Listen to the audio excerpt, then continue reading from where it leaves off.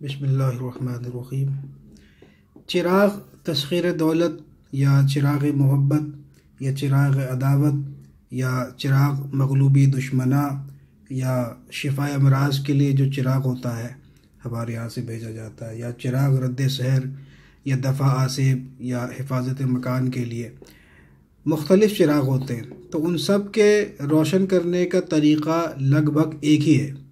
चूँकि बार बार मुझे अहबाब को बताना पड़ता है, इसलिए मैंने ज़रूरी समझा कि इसकी एक वीडियो बना दी जाए ताकि आप लोगों को भी समझने में आसानी हो।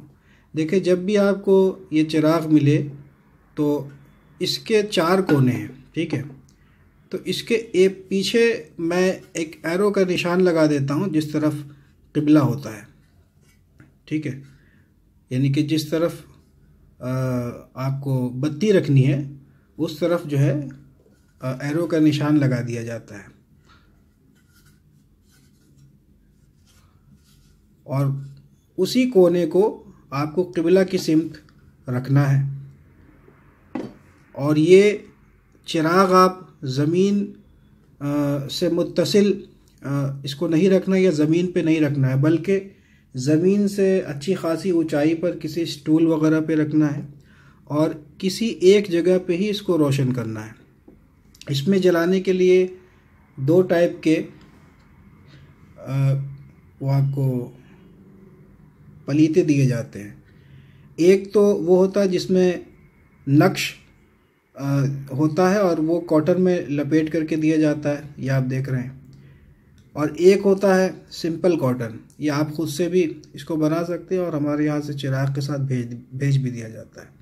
तो जिन चिरागों में सिर्फ कॉटन यानी कि चिराग को सिर्फ रोशन करना है तो चिराग कॉटन से ही रोशन होगा, तो उसमें तो कोई मसला नहीं है। इसको आप ऐसे ही इसमें जो तेल का मसला होता है, अलग अलग चिराग में अलग अलग टाइप के तेल इस्तेमाल किए जाते हैं।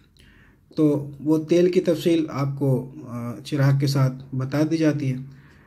तो आप इसमें तेल डालें और ये जो इबारत आप देख रहे हैं, जो कुछ लिखा है, तेल इतना हो कि ये सारी इबारत जो है इस पर डूब जाए, सारी इबारत वो तेल में डूब जाए। इतना भी नहीं हो कि तेल आप बिल्कुल भर दें, वो तेल बाहर जो है वो छलकने लगे, इतना भी नहीं। बस आप इस अंदाजे से इतना तेल रखें कि सारी इबारत डूब जाए। इस बत्ती को तेल में भिगो लें और इस सिमत यानी क़िबला की सिमत इसको रखना है। तो क़िबला की सिमत आप रखेंगे तो बाकी सिमतें ऑटोमेटिक वो हो जाएंगी। तो इसको इस तरीक़े से रखना है, बिस्मिल्लाहिर्रहमानिर्रहीम पढ़ के जला देना है। या उस हर चिराग में अलग अलग वो होता है, किसी चिराग के साथ में कुछ इजाफी कुछ होता है पढ़ने के लिए, तो वो बता दिया जाता है। इसको आप रख करके जलाएं। और आम तौर पे कोई भी चिराग 40 मिनट या 1 घंटा ही जलाने के लिए बताते हैं। अगर ये कहना चाहिए इस टाइप के पलीते आपको मिले जिसमें कि तावीज़ लिपटा हुआ होता है कॉटन में, तो इसको भी इसका तरीक़ा भी यही है, तेल में भिगो करके इसको रख के जला देना है। और इसमें ये ताकीद है कि आप थोड़ी थोड़ी देर में इसको किसी चिमटे से किसी भी चीज़ से थोड़ी थोड़ी देर में इसको आगे बढ़ाएं, और इस अंदाजे से आप इसको आगे बढ़ाएं कि मुकम्मल चिराग जो है वो तकरीबन 45 मिनट से लेकर के 1 घंटे में, 1.25 घंटे में जल जाए। इससे ज़्यादा नहीं, इससे ज़्यादा की ज़रूरत नहीं है। 2-2.5 घंटे या उससे ज़्यादा की ज़रूरत आमतौर पे बड़े चिराग में जो दफ़ा आसिब वगैरह के लिए या मकान के हिसार वगैरह के लिए जो होता है उसमें ज़रूरत पड़ती है।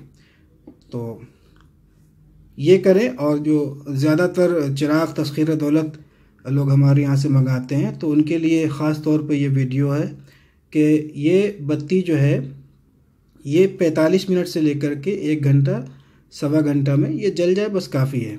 अच्छा, जब आप ये कॉटन डाल करके जला रहे हैं और 1 घंटा हो गया, चिराग आपको बुझाना है, तो इसको फूंकना नहीं है। आप इसको वापस किसी तीली से तेल के अंदर खींच लेंगे तो ये डूब करके इसमें खुद ब खुद बुझ जाएगा। दूसरे दिन जब आपको जलाना हो तो इसको आप बाहर निकालें इस तरीके से, फिर बाहर निकाल दें, जला दें, और तेल इसमें घट जाए इसमें और तेल मिला लें।